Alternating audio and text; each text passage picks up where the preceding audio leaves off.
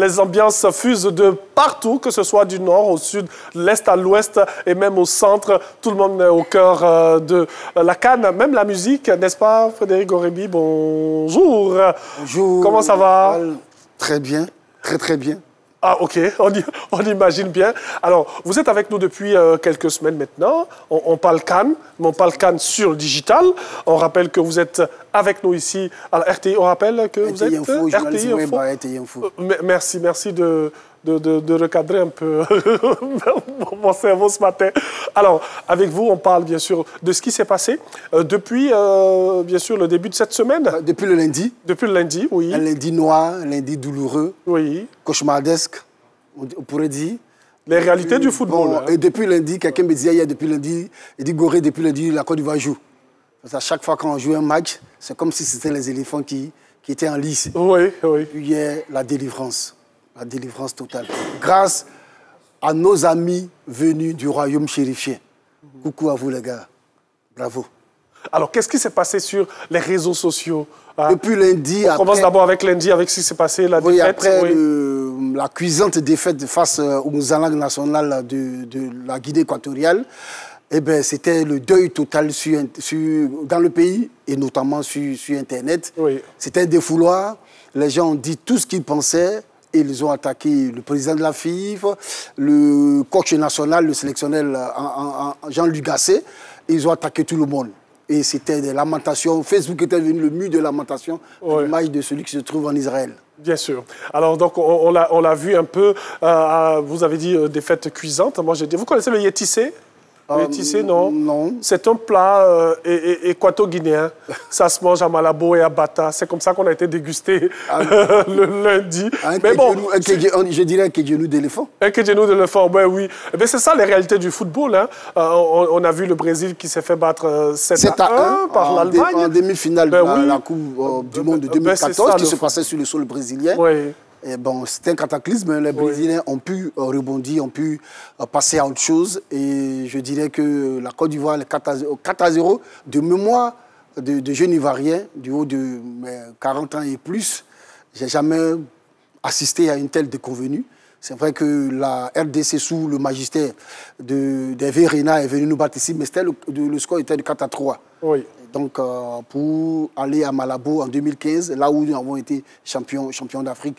Et depuis cette date-là, c'est la première fois que la Côte d'Ivoire prenait une telle déculottée face à une équipe qui est de moindre calibre qu'elle. Et c'est vraiment dommage. Et sur TikTok, nos ennemis, la belle famille, les Camerounais, les Continentaux, se sont donnés à cœur joie et c'est de bonne guerre. Ils nous ont laminé, on ne pouvait même pas placer un mot.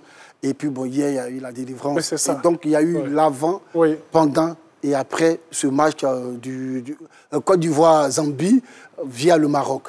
Alors, on a vu aussi qu'après le lundi, sur les réseaux sociaux, les ardeurs, la ferveur a commencé à... Les gens, c'est dommage, parce que brûler le maillot à l'effigie des éléphants de Côte d'Ivoire, c'est brûler le drapeau, ça ne se fait pas. Mais certains se sont permis, face à la déconvenue, face à cette déroute, à la douleur, pour faire ressortir cette douleur qu'ils ont ressentie violemment, il faut le dire. D'autres ont brûlé le maillot des éléphants qu'ils avaient acheté à prix d'or. D'autres se sont débarrassés. D'autres ont même mis sur Facebook qu'ils cherchaient à vendre ou à offrir ce maillot-là parce qu'ils n'en voyaient pas la nécessité de porter encore le maillot. Et puis, bon, ben, on est resté là. On a porté nos espoirs sur nos frères camerounais qui jouaient face à la Gambie. Et bon, peine perdue. Et à chaque fois, on reportait nos espoirs. Et hier, le groupe F, c'était le dernier match Maroc contre la Zambie. Et je vous dis au passage qu'en match officiel, le Maroc n'a jamais battu la Zambie. C'était la première fois. C'était la première fois. En phase finale de Coupe d'Afrique. Et bon, le miracle a eu lieu parce que... Oui. Parlant de maillot, je pense qu'ils vont aller rechercher le maillot. Exactement, comme les Ivoiriens. C'est vrai qu'ils sont un peu versatiles, mais c'est parce que c'est de bonne guerre. Et ils avaient tellement foi en cette équipe. Et je pense que la ferveur est revenue. Et hier, si la régie nous le permet, les gens se sont donnés. Et je voulais saluer ici au passage un homme qui a sonné la mobilisation sur Facebook, qui s'appelle Sidonic Bazier. Il a été moqué. Il a été vilipendé parce qu'il croyait encore à la qualification de la Côte d'Ivoire. Et Sidoli, si tu nous suis, coucou à toi. Il a sonné la mobilisation envers et contre tout le monde. Il a multiplié les postes sur le méta, appelant les uns et les autres à croire à la possibilité de la Côte d'Ivoire de se qualifier pour le second tour. Et hier, il a eu raison. Et je voulais vraiment lui rendre hommage ici. Alors, merci beaucoup à Frédéric Gorebi. Ce qu'on va signaler aussi, signifier, pardon, sur les réseaux sociaux, c'est vrai qu'il y a eu ce mécontentement. Il y a eu plein de postes que tout le monde a eu à faire, mais il y a eu aussi cet appel au calme et au civisme. Exactement. Les uns et les autres, les leaders d'opinion, de simples citoyens ont appelé parce que Internet, c'est un couteau à double tranchant. Oui. Ça peut servir comme ça peut desservir. Et un message qui est posté sur Internet, il est posté pour le monde entier, pas pour seulement l'endroit où vous vous trouvez. Et c'est à l'honneur de ces leaders-là, de ces personnes, de ces citoyens lambda qui ont appelé parce que il faut le dire, certains de nos voisins, on ne va pas les nommer ici parce que la Côte d'Ivoire, c'est la canne de l'hospitalité. Certains de nos voisins nous ont moqués, mais c'est de bonne guerre. Nous sommes en compétition, nous sommes en duel, nous sommes à la recherche du Graal continental. Nous, la Côte d'Ivoire, je veux dire, nous avons déjà remporté à 2 reprises. Ce n'est pas le cas de certains voisins autour de nous.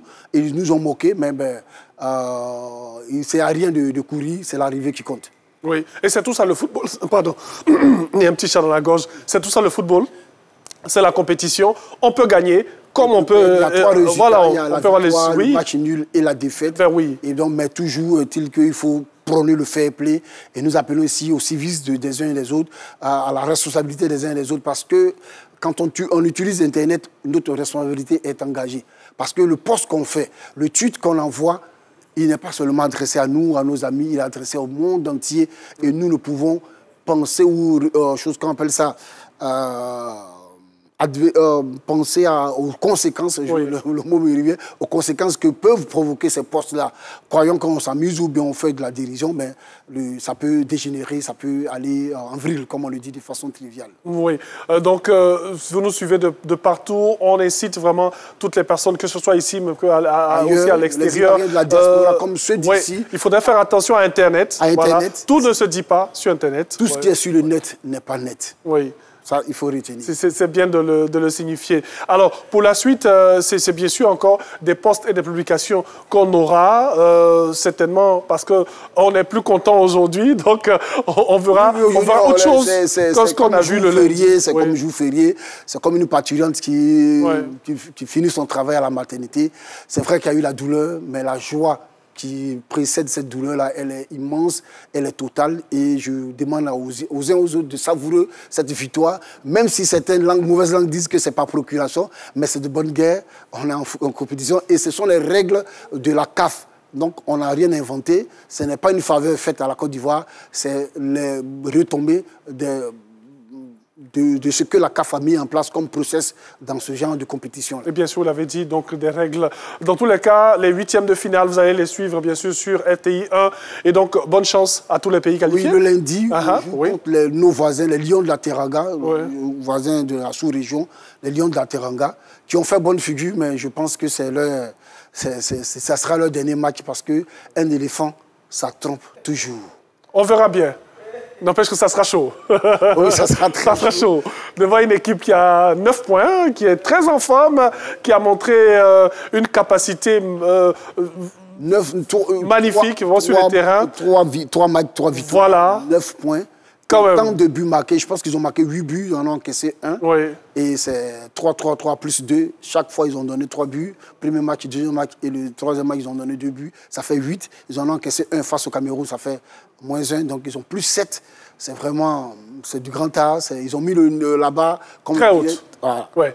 On verra bien. En tout cas, merci beaucoup. Et avant de terminer, rapidement, il y a certains citoyens que je voulais juste saluer.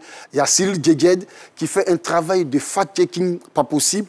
Il donne les chiffres exacts. Il a même rappelé à l'ordre certains médias. Oui. Voilà. Et donc, Cyril Djedjed, il fait un très bon travail. Ce sont des citoyens, des journalistes qui sont sur le net et qui font du travail qu'il faut saluer au passage.